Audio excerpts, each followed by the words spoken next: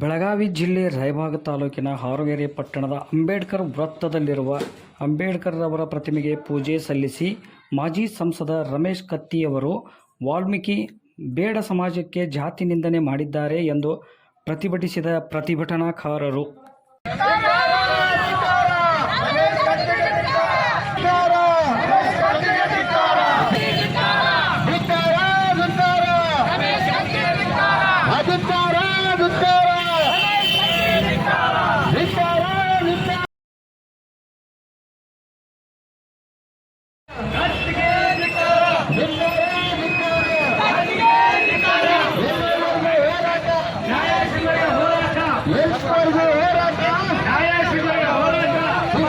ಅಂಬೇಡ್ಕರ್ ವೃತ್ತದಿಂದ ಸಂಗೊಳ್ಳಿ ರಾಯಣ್ಣ ವೃತ್ತದವರೆಗೆ ನೂರಾರು ಸಂಖ್ಯೆಯ ವಾಲ್ಮೀಕಿ ಹಾಗೂ ದಲಿತ ಪರ ಸಂಘಟನೆಯ ಕಾರ್ಯಕರ್ತರು ಪಾದಯಾತ್ರೆಯಲ್ಲಿ ಪಾಲ್ಗೊಂಡಿದ್ದರು.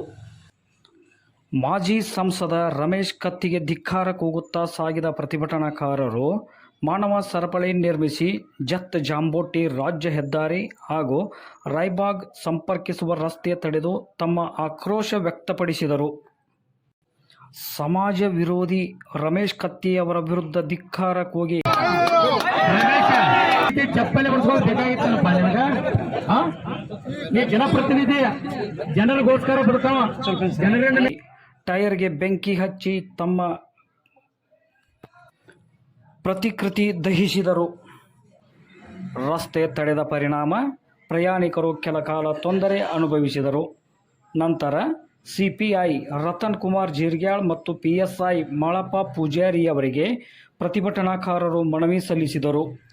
ಇದೇ ಸಂದರ್ಭದಲ್ಲಿ ಸಾಯಣ್ಣವರ್, ಮಹೇಶ್ ಐಹೊಳೆ, ವಿಠ್ಠಲ್ ಚೌಗಲಾ, ಪ್ರಮೋದ್ ಗಸ್ತಿ, ರವಿ ಗಸ್ತಿ, ಮಲ್ಲಪ್ಪ ಗಸ್ತಿ, ಅಪ್ಪಸಾಬ್ ಸರಿಕರ್, ಹನುಮಂತ್ ಮಣಸೂರ್, ಪಿಂಟು ಕಾಂಬ್ಳೆ, ಬುರಾನ್ ಸಾಬ್ ಶೇಖ್ ಹಾಗೂ ವಾಲ್ಮೀಕಿ ಸಮಾಜ ಮತ್ತು ದಲಿತ ಸಂಘಟನೆ ಹಾಗೂ ಸಾರ್ವಜನಿಕರು ಉಪಸ್ಥಿತರಿದ್ದರು. ಪ್ರತಿನಿಧಿ ವಿಠ್ಠಲ್ ಬಿಡಿಗೇರ್, ವಿಕ್ಟ್ರಿ 9 TV, ಹಾರೋಗೆರೆ.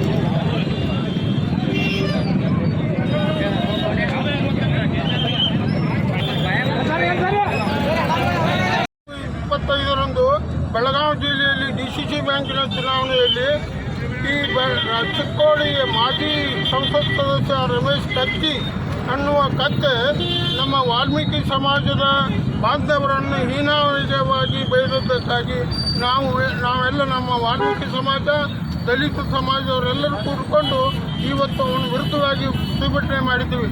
ಅವನು ಬೇಡ ಕುಲವನ್ನು ಬೇಡ ಸುಳೆ ಮಕ್ಕಳು ಅಂತಂದದ್ದಕ್ಕಾಗಿ ಅವನಿಗೆ ಆ ಮೇಲೆ ಅಟ್ರಾಸಿಟಿ ಕೇಸ್ ಹಾಕಲಿಕ್ಕೆ ನಾವು ಒತ್ತಾಯ ಮಾಡೋ ಸಂಬಂಧ ಇಲ್ಲೆಲ್ಲ ಕೂತ್ಕೊಂಡಿದ್ದೀವಿ. ಆದ ಕಾರಣ ಈಗಾಗಲೇ ಪೊಲೀಸ್ ಸ್ಟೇಷನ್ಗೆ ನಾವು ಮನವಿಯನ್ನು ಕೊಟ್ಟಿದ್ದೇವೆ. ಈಗ ರಮೇಶ್ ಕತ್ತಿಯವರನ್ನು ಅಟ್ರಾಸಿಟಿ ಹಾಕಿ ಬಂಧಿಸಬೇಕು. ಅವರನ್ನು ಬಂಧಿಸದಿದ್ದರೆ ನಾವು ಉಗ್ರ ಹೋರಾಟ ಮಾಡ್ತೀವಿ ಅಂತೇಳಿ ಈ ಮೂಲಕ ನಿಮಗೆ ತಿಳಿಸ್ತಾ ಇದ್ದೀವಿ.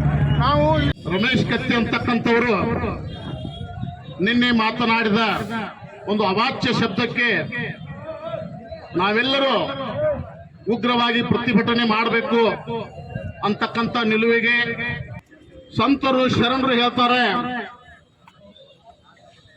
ಬಹಳ ತುಂಬಾ ಒಂದು ಅದ್ವೈತ ಮಾತನ್ನ ನಮ್ಮ ನಾಲಿಗೆ ನಮ್ಮ ಒಳಗಿನ ಅಂತರ ಅಂಗವನ್ನು ತಿಳಿಸುತ್ತಂತೆ. ನಮ್ಮ ನಾಲಿಗೆ ನಮ್ಮ ಅಂತರಂಗ ಯಾವ ರೀತಿ ಐತಿ ಅನ್ನೋದನ್ನ ಜನರಿಗೆ ಗೊತ್ತು ಮಾಡ್ತಂತ. ಬಂಧುಗಳೇ, ನೀವು ಬಸವಣ್ಣವರ ಅನುಯಾಯಿಗಳು ಅಂತ ಹೇಳ್ಕೊಂತೀರಿ, ಬಸವಣ್ಣವರ ಕುಲಬಾಂಧವರು ಅಂತ ಹೇಳ್ಕೊಂತೀರಿ, ನಿಮಗೆ ಸ್ವಲ್ಪ ನಾಚಿಕೆ ಆಗ್ಬೇಕು. ಮನಸ್ಸಿನಿಂದ ಒಂದು ಸಮುದಾಯವನ್ನು ನಿಂದನೆ ಮಾಡ್ತೀರಿ. ನಮ್ಮ ಭರತ ಭೂಮಿಗೆ ನಾವು ಮಾತೃಭೂಮಿ ಅಂತೀವಿ, ನಮ್ಮ ಭರತ ಭೂಮಿಗೆ ನಾವು ತಾಯಿ ಸ್ಥಾನ ಕೊಡ್ತೀವಿ. ಅಂತ ತಾಯಿಯನ್ನು ಬೈತೀರಿ ಅಂದ್ರೆ ನೀವು ಎಂಥ ನಾಲಾಯಕರಿರ್ಬೇಕು. ನಾವು ದೊಡ್ಡವರಾದ್ರೆ ಸಾಲದು, ನಮ್ಮಲ್ಲಿ ಸಿಕ್ಕಾಪಟ್ಟೆ ದುಡ್ಡಿದ್ರೆ ಸಾಲದು, ನಾವು ಶ್ರೀಮಂತರು ಅನಿಸ್ಕೊಂಡ್ರೆ ಸಾಲದು, ನಮ್ಮಲ್ಲಿನ ಅಂತರಂಗ ಶುದ್ಧಿ ಇರಬೇಕು, ನಮ್ಮಲ್ಲಿನ ಮನಸ್ಸು ಶುದ್ಧಿ ಇರಬೇಕು. ಭರತ ಭೂಮಿಯ 140 ಕೋಟಿ ಜನರನ್ನು ಸಮಾನತೆಯಿಂದ ನೋಡುವ ಮನಸ್ಸು ಶುದ್ಧಿ ಇರಬೇಕು. ಅವಾಗ ಮಾತ್ರ ನೀವು ಶ್ರೀಮಂತರು. ಸ್ವತಂತ್ರ ಬಂದು 78 ವರ್ಷ ಆದ್ರೂ ಕೂಡ ನಿಮ್ಮಲ್ಲಿ ಕೀಳರಿಮೆ ಹೋಗಲಿಲ್ಲ, ಎಲ್ಲರನ್ನು ಸಮಾನತೆ ಅಂತ ಕಾಣುವ ಗುಣ ಬರಲಿಲ್ಲ. ಬಂಧುಗಳೇ, ಯಾರನ್ನೂ ವೃತ್ತಿಯಿಂದ ಅಳಿಬಾರದು. ನಿಮ್ಮ ದುರಂಕಾರ ಒಂದು ಜಾತಿ ನಿಂದಿಸುತ್ತೆ, ಒಂದು ತಾಯಿಯನ್ನು ನಿಂದಿಸುತ್ತೆ ಅಂದ್ರೆ ನಿಮಗೆ ನಾಚಿಕೆ ಆಗಬೇಕು. ಬಹುಶಃ ಸ್ವತಂತ್ರ ಬಂದು 78 ವರ್ಷ ಆಗಿದೆ. ಎಲ್ಲ ದಲಿತ ಬಾಂಧವರು ಕೂಡ ವಿದ್ಯಾವಂತರಾಗಿದ್ದಾರೆ. ಅವ್ರಿಗೂ ಕೂಡ ನಿಮ್ಮ ದರ್ಪ, ದೌಲತ್ತು, ದುರಂಕಾರ ಎಲ್ಲ ಅರಿವಾಗ್ತಾ ಇದೆ. ಈ ಅರಿವನ್ನ ನೀವು ತಿಳ್ಕೋದೆ ಹೋದ್ರೆ ಮುಂದೆ ಸುಟ್ಟು ಭಸ್ಮ ಆಗ್ತೀರಿ. ಏನಂತ ತಿಳ್ಕೊಂಡಿದ್ರಿ? ಭಾರತ ಭೂಮಿಯಲ್ಲಿ ನ್ಯಾಯಾಲಯದಲ್ಲಿ ನಾವು ಗೌರವಿಸ್ತಕ್ಕಂಥ ಭಗವದ್ಗೀತೆಯಲ್ಲಿ ಇರ್ತಕ್ಕಂಥ ರಾಮಾಯಣ ಮಹಾಭಾರತವನ್ನು ಕೊಟ್ಟವರು ವಾಲ್ಮೀಕಿ ಅವರು. ಅಂತ ಸಮುದಾಯವನ್ನ ನೀವು ಹೀಯಾಳಿಸ್ತೀರಿ, ನಿಂದಿಸ್ತೀರಿ. ಅಂತ ಸಮುದಾಯದ ತಾಯಿಗೆ ಅವಾಚ್ಯ ಶಬ್ದದಿಂದ ಮಾತಾಡ್ತೀರಿ ಅಂದ್ರೆ ನಿಮ್ಮ ದುರಹಂಕಾರ ಯಾವ ರೀತಿ ಇರಬೇಕು? ಈ ದುರಹಂಕಾರಕ್ಕೆ ಇವತ್ತಿಲ್ಲ ನಾಳೆ ಬುದ್ಧಿ ಕಲಿಸುವಂತ ವ್ಯವಸ್ಥೆ ಜಾರಿ ಆಗುತ್ತೆ. ಎಲ್ಲ ಯುವಕರಿಗೂ ಇದರ ಅರಿವಾಗ್ತಾ ಇದೆ.